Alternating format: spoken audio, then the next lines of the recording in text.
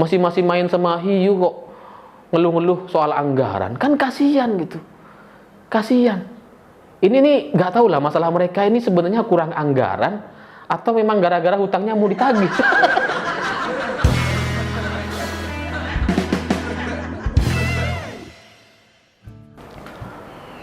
Selamat malam para mantan, selamat malam untuk semua teman-teman kalian yang suka ngutang, yang setelah ngutang lalu hilang. Atau banyak ya teman-teman kalian yang udah lama nggak berhubungan, lama nggak berkomunikasi, bertahun-tahun nggak pernah tanya kabar, tiba-tiba WA ngajak ngobrol, ngajak ketemu. Wah, ini tuh jangan GR dulu karena kemungkinannya itu cuma dua.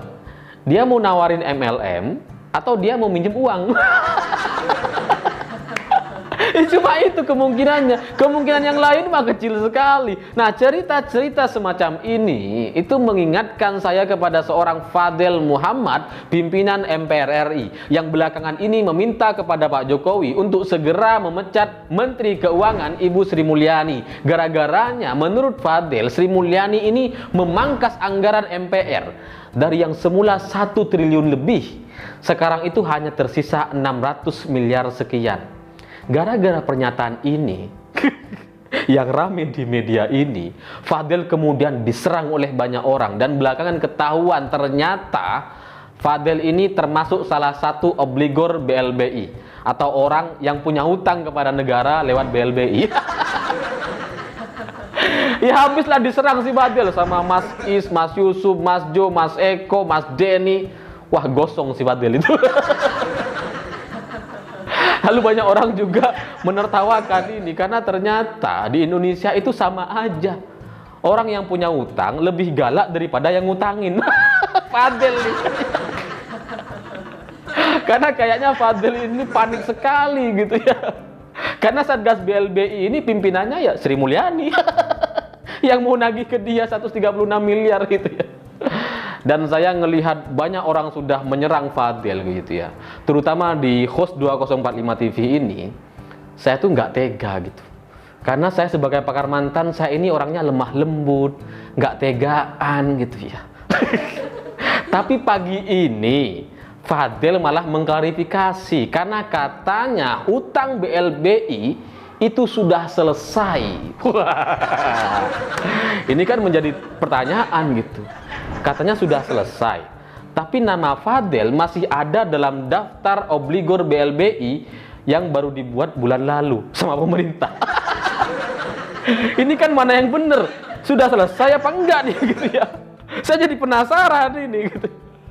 Nah, setelah saya cari-cari tahu soal Bang Intan ini, ternyata memang ada kasus hukum di tahun 2005 lalu. Dan Fadel ketika masih jadi gubernur Gorontalo di tahun 2008, dia ini mengklarifikasi kepada Presiden SBY waktu itu dan DPR RI dan mengatakan bahwa kasus dia soal BLBI itu sudah selesai dan mestinya nama dia sudah tidak ada dalam daftar obligor BLBI.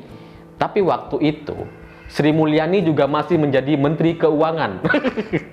Dan dibantah sama Sri Mulyani karena kata Sri Mulyani, kasus hukum Bang Intan yang selesai di MA itu adalah kasus hukum ingkar janji pemegang saham Bang Intan kepada Bank Indonesia, dan itu berbeda dengan evaluasi BPPN. Jadi ketika Fadel Muhammad mengatakan bahwa Sri Mulyani ini nggak update datanya, memakai data yang lama, katanya. Padahal 2005 itu sudah selesai kasus-kasus saya. Lalu dibantah lagi sama Sri Mulyani.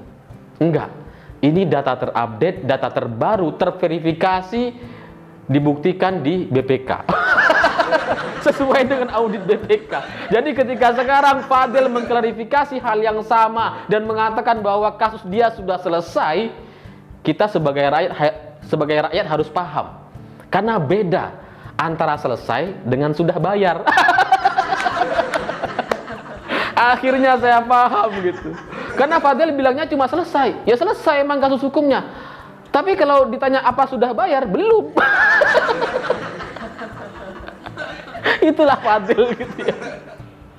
Dan gara-gara ini saya juga jadi cari tahu soal orang ini karena orang ini nggak terkenal-kenal banget gitu. Dan kalau nggak ada kasus ini, saya mungkin nggak tahu. Ya dulu pernah jadi gubernur, tapi kan gubernur Gorontalo gitu ya. Nah, 6 tahun yang lalu, sekitar tahun 2014, itu muncul berita Fadel dilaporkan ke polisi gara-gara dia pinjam uang 6 miliar rupiah dan dia nggak bayar. Katanya ada pengusaha bernama Saleh. Dia ini meminjamkan uang 4 miliar, lalu kemudian 2 miliar rupiah untuk biaya Persigo, biaya klub sepak bola Gorontalo.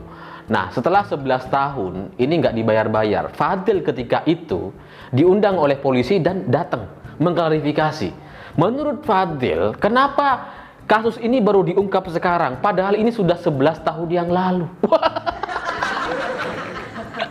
Asli, ini cerita asli ya. Dan ini mirip, pernyataan Fadel ini mirip sekali dengan tetangga saya.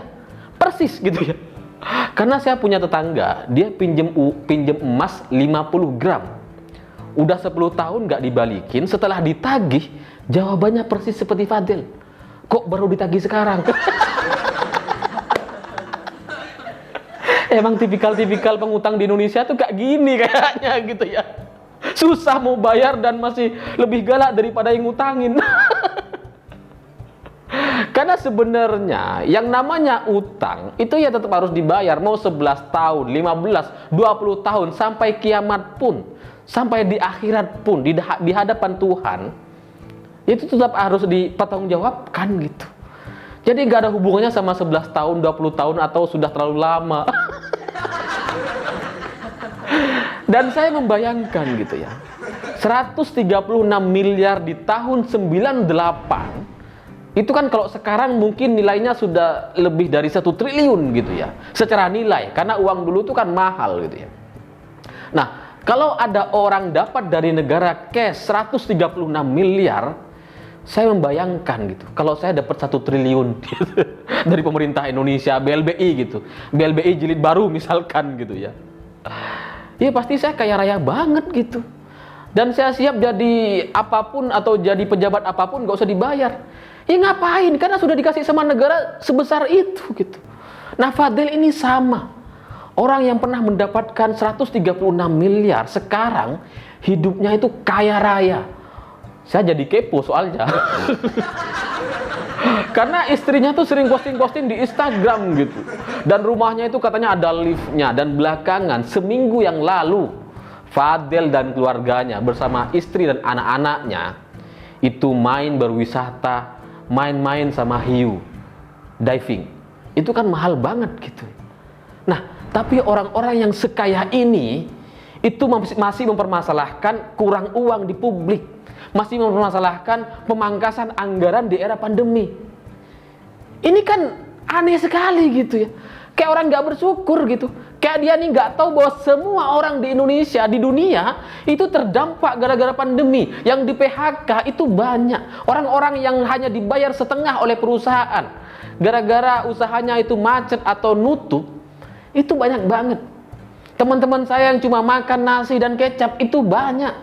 Yang nggak mampu beli ikan. Jangankan mau main sama hiu, mau beli ikan di pasar aja mereka nggak mampu. Tapi mereka itu nggak pernah ngeluh gitu. Ada mungkin yang ngeluh tapi nggak terdengar di publik. Nah, ini orang yang sekaya Fadel, yang bersama keluarga besarnya main-main sama hiu gitu ya, masih ngeluh soal anggaran kurang. Ini kan nggak tahu diri banget, nggak punya empati rasanya kepada sesama masyarakat Indonesia gitu ya. Ketika banyak orang bertarung untuk mendapatkan uang yang cukup untuk membiayai makan mereka, dia udah main-main sama hiu, masih merasa kurang. Aneh gitu. Dan setelah saya cari tahu, pernyataan Fadel itu kan katanya sebelumnya itu 1 triliun. Sekarang gara-gara pandemi dipangkas jadi setengahnya 650 miliar. Padahal setelah saya cari tahu ternyata nggak segitu gitu. Jadi Fadel diklarifikasinya pagi tadi, dia bilang, saya paham semua pihak atau semua instansi itu mengalami pengurangan anggaran. Ya, tapi jangan dipotong setengahnya dong katanya. Tapi ternyata fakta membuktikan hal yang berbeda. Karena anggaran MPR sejak tahun 2017 lalu itu tidak pernah sampai 1 triliun. 2017 itu anggarannya 814 miliar rupiah. Lalu di tahun 2018 naik menjadi 899 miliar rupiah. Dan di tahun 2019 turun tipis menjadi 887 miliar. Memang yang signifikan di tahun 2020 karena turun drastis menjadi 702 miliar rupiah. Dan di 2021 ini mungkin yang dipermasalahkan Fadil dan kawan-kawan yang katanya turun terus itu menjadi 657 miliar rupiah karena pandemi gitu. Tapi 2022 itu sudah naik menjadi 695 miliar rupiah. Sekecil-kecilnya anggaran mereka tetap aja ratusan miliar rupiah. Tapi mereka masih ngeluh. Kan lucu gitu ya. Kalau sebelum-sebelumnya yang bikin ribut di media, di publik itu orang-orang DPR. Banyak kan ya orang DPR yang ya dikit-dikit kurang anggaran, minta nambah gaji, minta nambah fasilitas dan sebagainya gitu ya. Nah sekarang berubah ke MPR. DPR-nya udah sembuh karena ya mungkin karena sudah dipegang sama Puan Maharani atau PDI Perjuangan yang lebih stabil gitu ya. Tidak pernah ada masalah DPR setidaknya sampai saat ini. Nggak kayak dulu di zamannya Fadlizon Fahri Hamzah yang udah kayak Upin Ipin. Tapi sekarang masalah ini pindah ke MPR. Yang minta dihujat ini MPR sekarang. Dan bagi saya lucu gitu, MPR meminta kepada presiden untuk memecat salah satu menterinya. Udah kayak buzzer. Atau LSM gitu ya. Tapi kalau LSM, buzzer atau relawan gitu ya, meminta presiden untuk mengoreksi, mengevaluasi kinerja menterinya, itu masuk akal. Karena mereka nggak punya akses langsung. Tapi ini MPR RI. Kalau memang mereka punya masalah, ya selesaikanlah secara internal. Kalau kalian mau ngusulkan, usulkan aja kepada Pak Jokowi gitu. Ngapain ribut-ribut di media? Kalian kan punya akses semuanya. Kalau masalah anggarannya dipotong, ya panggillah Sri Mulyani. Kalau nggak mau datang, datangilah kantornya. Komunikasi kan bisa. Tapi ini kalian ini udah kayak buzzer gitu ya. Rame-rame di media. Dan terus terang, saya sebagai rakyat, sebagai atasan kalian merasa malu gitu. Ya kalian kan masih perwakilan kan, perwakilan rakyat kan. Saya ini rakyatnya. Saya ini atasan kalian gitu kan berarti gitu ya. Dan saya malu lah. Masa urusan anggaran ini sampai ribut-ribut di media. Berapa sih kurangnya? Berapa? Berapa ratus miliar? 200? 300? Bilang. Nanti kita kasih. Gampang. Gak usah ribut-ribut di media kayak orang miskin aja gitu. Masih main sama hiu kok. Ngeluh-ngeluh soal anggaran. Kan kasihan gitu. Kasihan. Ini nih gak tahu lah masalah mereka ini sebenarnya kurang anggaran atau memang gara-gara hutangnya mau ditagih. Karena saya jadi kepikiran juga gitu.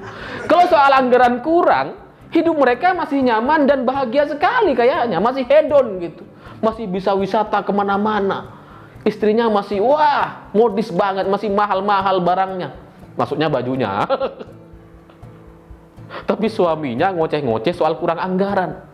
Kan lucu, apalagi kemarin dia diwawancara si Fadil Muhammad di di mobilnya. Kelihatan mewah banget mobilnya gitu. Tapi dia ngeluh seolah-olah udah sekarat, udah kekurangan banget. Jadi bagi MPR dan semua orang-orang gitu ya, pimpinan MPR, kalau memang kekurangan uang, bilang berapa nomor rekeningnya, nanti kita transfer. Kalian butuh berapa sih? Berapa ratus miliar sih? Kok gitu aja ribut di media. Saya pikir itu. Terima kasih sudah menonton. Begitulah kura-kura.